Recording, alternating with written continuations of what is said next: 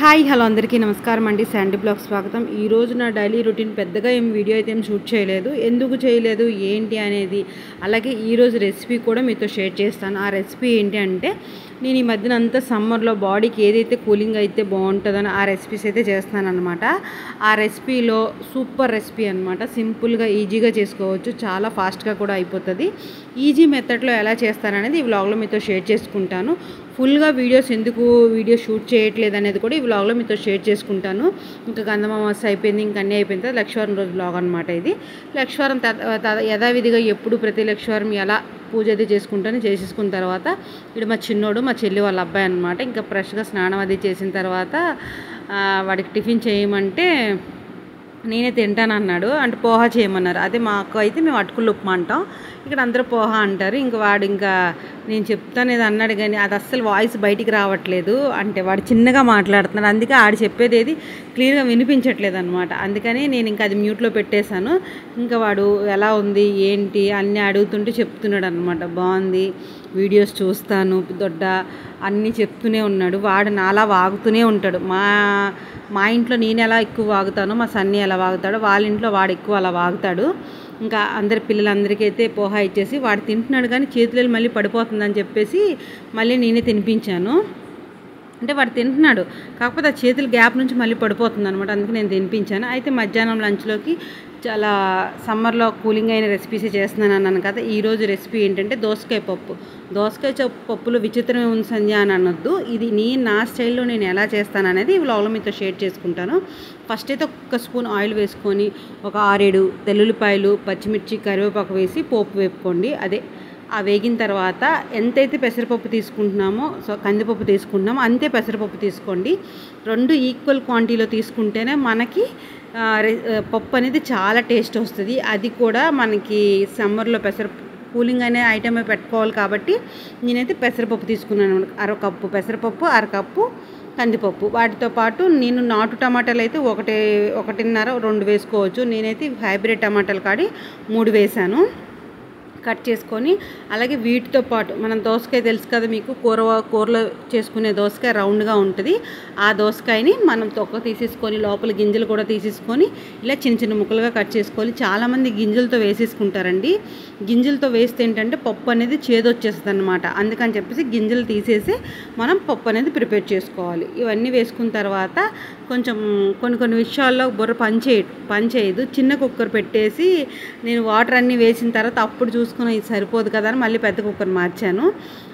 అయితే ఫస్ట్ అయితే అది వేసుకున్న తర్వాత కాస్త పసుపు, కారం, వాటర్ వేసుకోండి. నేను చెప్పాను కదా చిన్న కుక్కర్ పెట్టాను, వాటర్ వేస్తే ఇక్కడికి వచ్చేసింది, పప్పు వేస్తే ఇంకా పైకి వచ్చేస్తుందని మళ్ళీ కొంచెం పెద్ద కుక్కర్ అయితే షిఫ్ట్ చేశాను. 3-4 విజిల్స్ పెడితే చాలు. అంటే పప్పు వేపాం కాబట్టి ఫాస్ట్గా ఉడికిపోతుంది. చూసారు కదా ఎంత బాగా కుక్ అయిపోయిందో.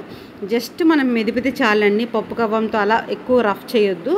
మనం గరిటతో జస్ట్ ఇలా అనుకుంటే చాలు అనమాట. ఈ పప్పు బాగా అయిపోయిన తర్వాత పోపు వేసుకోవాలి. పోపుకి ఏంటంటే ఆవాలు, జీలకర్ర, కరివేపాకు, ఎండుమిర్చి, కాస్తంత ఇంగువ, తెల్లుల్లిపాయలు పోపులో అప్పుడు ముందు వేసాను కాబట్టి ఇప్పుడు వేయలేదు. మీకు ఇంకా ఆ ఫ్లేవర్ కావాలనుకుంటే వేసుకోవచ్చు.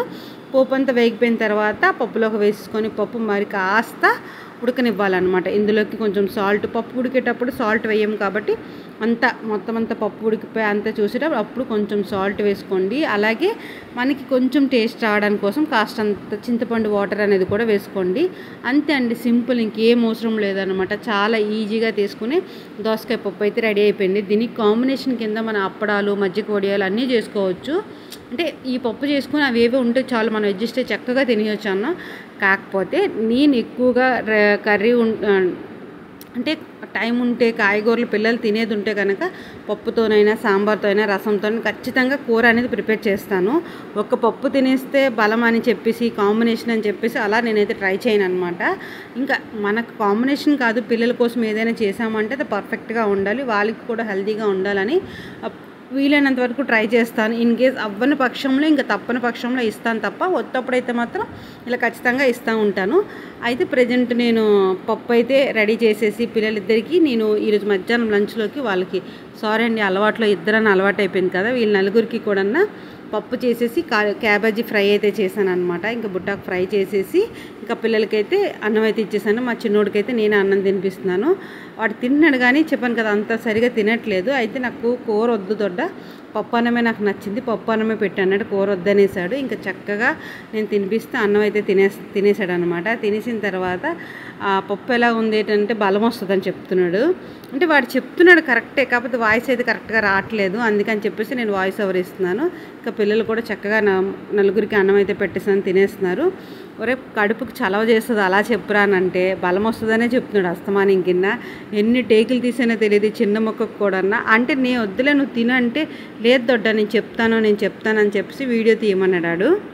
వద్దురా అన్నం తిని అంటే లేదు నేను తీస్తే చెప్తాను మొత్తానికైతే ట్రై చేశాడు. అవి కూడా తిన్నా మరి ఎలా ఉంది చరిష్మా పప్పు? నువ్వురా నువ్వు శ్రీజ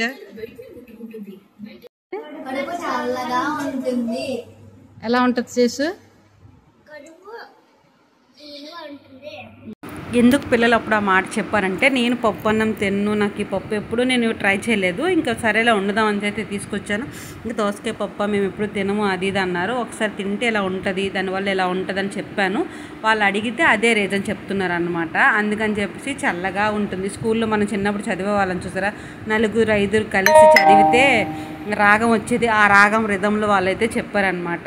ఇంకా సింపుల్గా మనం దోసకాయ పప్పు అనేది ఇలా ప్రిపేర్ చేసుకోవచ్చు. సమ్మర్లో వీలైనంత వరకు మన బాడీకి ఏదైతే కూలింగ్ అవుతుందో ఆ రెసిపీస్ చేసి తినడానికి మెయిన్ ఇంపార్టెంట్స్ అయితే ఇవ్వండి.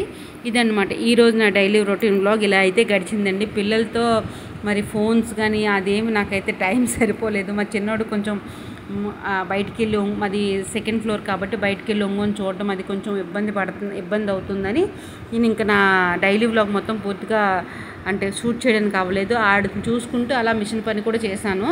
అంటే మా పిల్లలిద్దరు పెద్దవాళ్ళు కాబట్టి నాకు అంత ఇది లేకపోయింది. వాడు చాలా చిన్నోడు అవడం వల్ల, చిన్నోడంటే 4 years 5 years అనుకోండి, కాకపోతే అస్తమానం బయటకు వెళ్తున్నాడు, ఒంగోని చూస్తున్నాడు అలా అని చెప్పేసి కాపలా కాయాల్సి వచ్చింది. అందుకే నా డైలీ రొటీన్లో ఫుల్గా అయితే వీడియో తీయలేదు. ఇదనమాట ఈరోజు అయితే ఇలా గడిచింది. వీడియో కనుక నచ్చితే లైక్ కొట్టండి.